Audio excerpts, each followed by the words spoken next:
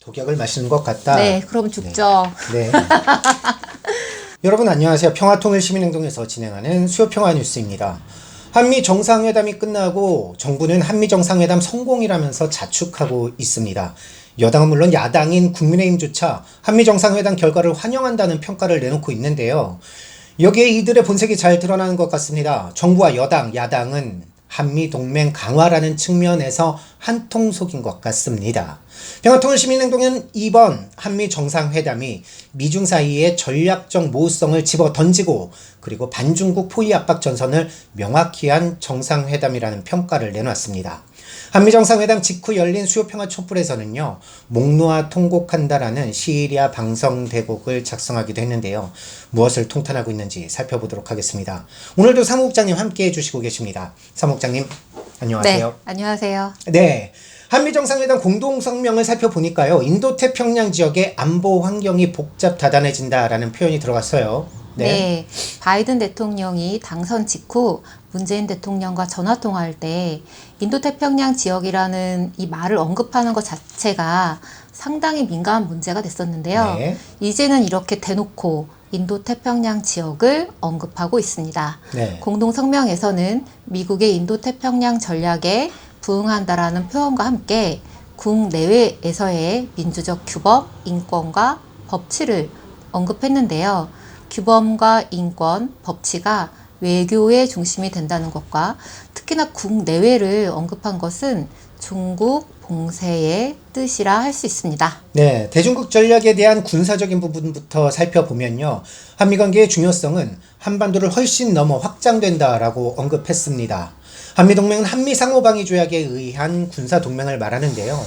친하다고 동맹이 아니죠. 그런데 이게 한반도를 넘어서고 있다면서 한미 연합 방위 태세에 대한 상호 공약이라고 합니다. 상호 공약, 즉 미군이 한반도를 지켜주고 있으니 한국도 미국의 대중국 전략에 함께 하라는 뜻이겠죠. 또한 동맹의 억제 태세 강화를 약속하고 새롭게 출현하는 위협들에 대한 효과적인 합동 대응 보장을 언급했는데요. 네. 새롭게 출현하는 위협이란 미 행정부에서 몇 년간 낸 보고서를 잠시만이라도 살펴보면 중국이라는 것을 금방 알 수 있습니다. 네, 맞습니다. 억제 태세 강화라는 것이 대북, 대중, 억제 태세 강화라는 것을 알 수 있죠. 네. 정부가 미사일 주권 회복이라면서 미사일 지침을 종료한 것도 살펴봐야 될 것 같습니다.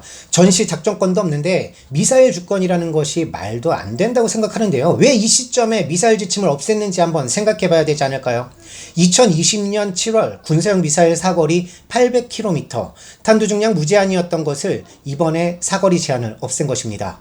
베이징까지 거리가 900km인데요. 북한 전역을 겨냥한 사거리는 진작에 됐었고요. 서울에서 압록강보다 더 멀리 날아가는 미사일을 만들겠다는 것입니다. 이는 중국을 향한 것이죠. 미국이 주한미군의 중거리 미사일을 배치할 명분이 마땅치 않으니까 한국군이 알아서 중거리 미사일을 만들게 하려는 바이든 행정부의 꼼수가 아닌가 생각됩니다. 미국이 순수하게 한국의 우주 개발을 지원하려고 미사일 지침을 해제했다는 것은 문재인 정부를 두둔해 주려는 억지 논리일 뿐입니다.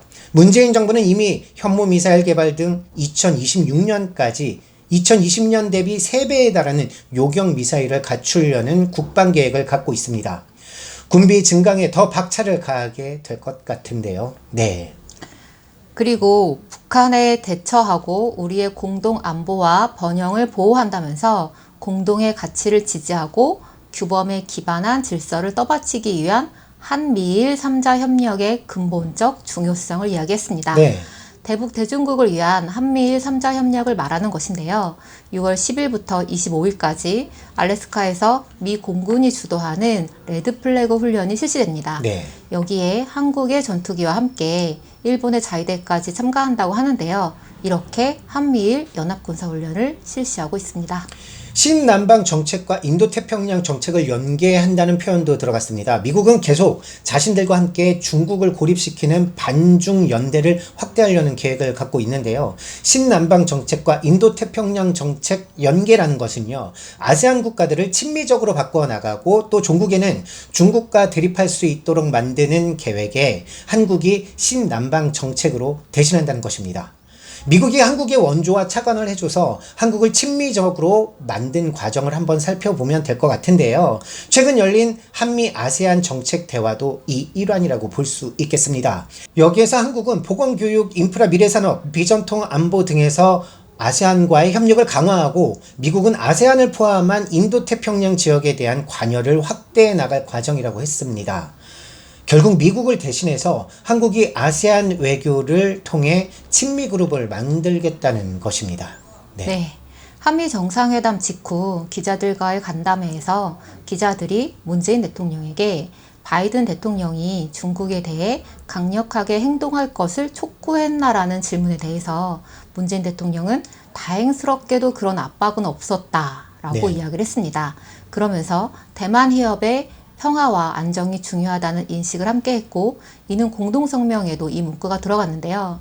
대만 문제 거론은 중국이 상당히 민감하게 대응하는 사안이고 그렇죠. 한미 간에도 처음 들어간 내용입니다. 이에 대해 중국 외교부는 대만 문제는 순수한 중국 내정 사안이며 어떤 외부 세력의 간섭도 용납할 수 없다. 불장난을 하지 말아야 한다라고 했습니다. 황구시보는 한국이 미국의 협박에 독약을 마시는 것과 같다라고 평가했습니다.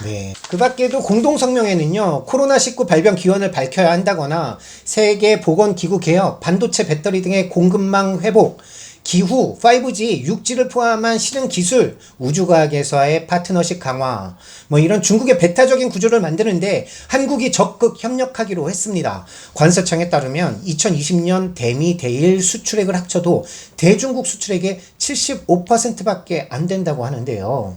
우리가 중국과 적대할 이유가 무엇이 있겠습니까? 왜 미국이 중국을 포위 압박하는데 한국이 동참해야 됩니까? 이것이 우리에게 무슨 이익이 있단 말입니까? 남중국해나 동중국해 대만 해협에서는 미국의 중국에 대한 군사적 압박으로 위기가 고조되고 있습니다. 이렇게 문재인 정부가 한미동맹을 앞세워 미국의 반중국 군사 압박에 동참한다면 우리의 평화가 위협받을 수밖에 없을 것입니다. 임기 말 우리 민족의 평화와 안위를 송두리째 미국에 갖다 바친 문재인 정부 가만두어서는 안 될 것 같습니다. 오늘 수요 평화 뉴스 여기까지입니다. 여러분 감사합니다. 감사합니다. 안녕.